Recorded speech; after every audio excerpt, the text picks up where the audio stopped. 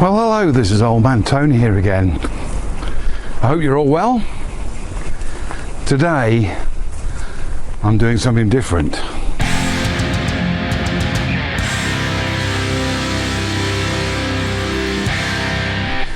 And this really was a suggestion from Anthony C. Roberson. He had a great idea that while I'm struggling a little bit with my arm, that I could do a video on how I photograph sunsets.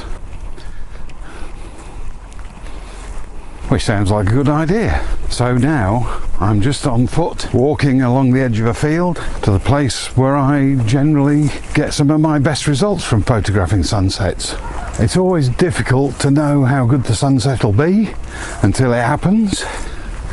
And tonight might be a little bit cloudy. Let's just have a look behind. You can see there's quite a bit of cloud in the sky, but if you haven't got any cloud at all, there's nothing to reflect the colours. Tonight may or may not be a good night for sunset filming or photographing. So let's walk on a bit further and I'll get back to you.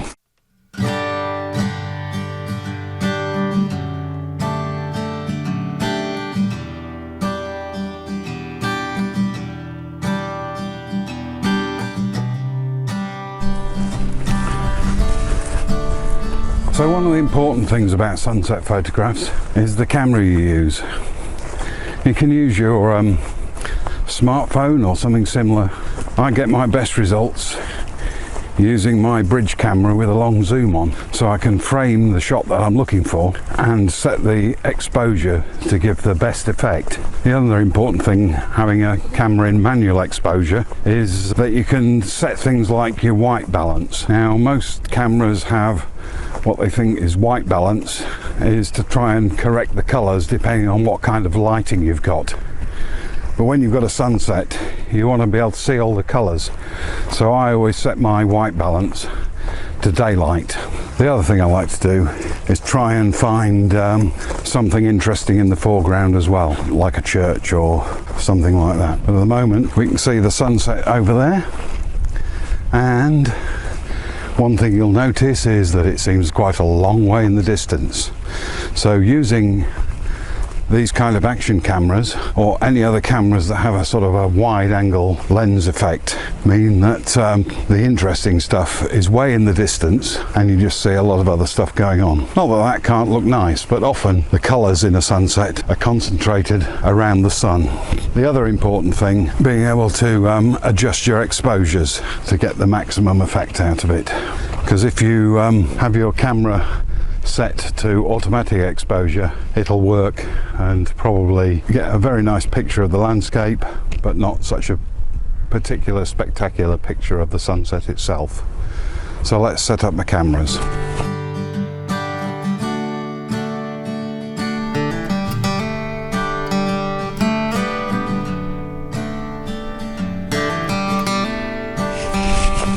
So I've got my camera set up on automatic exposure now, and this is the sort of picture you'll get from that, not zoomed at all. Now if I start zooming in to the shot,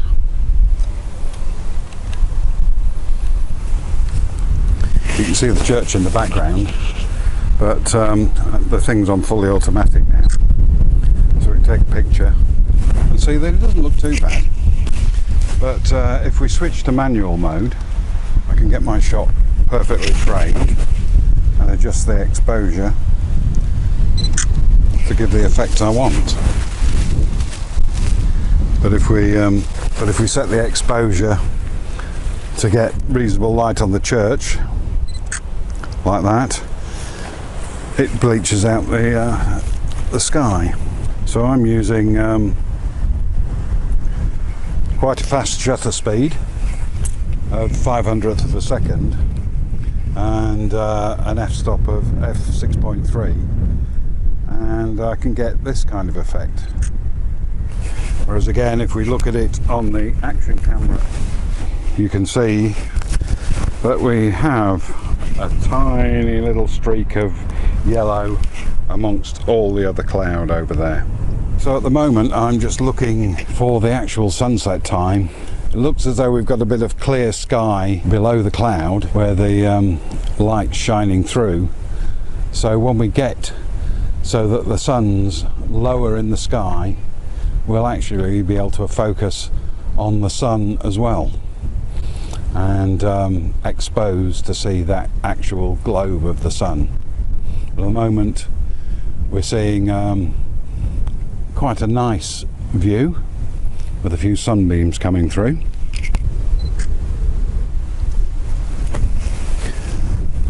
So you can see on the action camera there's not very much to see except a yellow streak in the middle of the screen.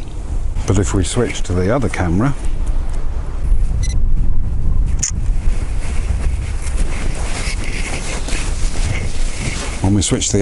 we can see quite a lot more detail.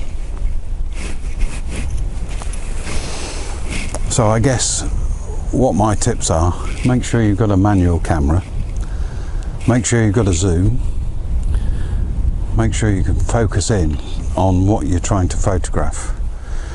I know you can take a picture with a smartphone and then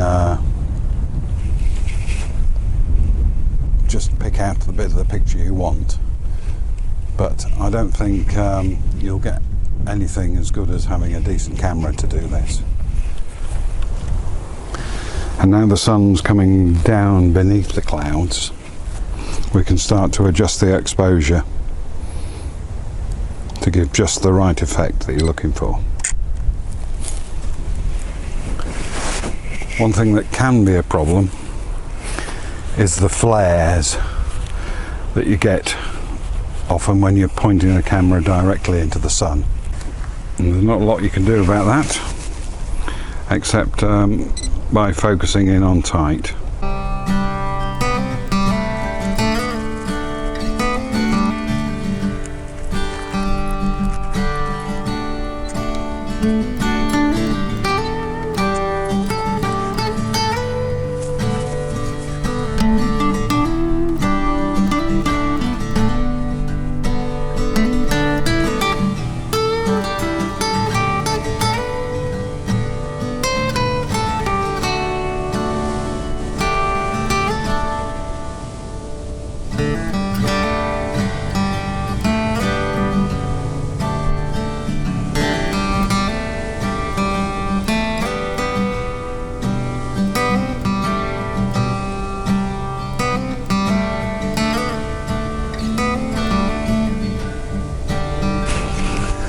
So that's how we do it. The only thing left for me now is to take a walk home. So I'll leave you with a bit of video as I sign off. This has been Old Man Tony doing something different. Goodbye.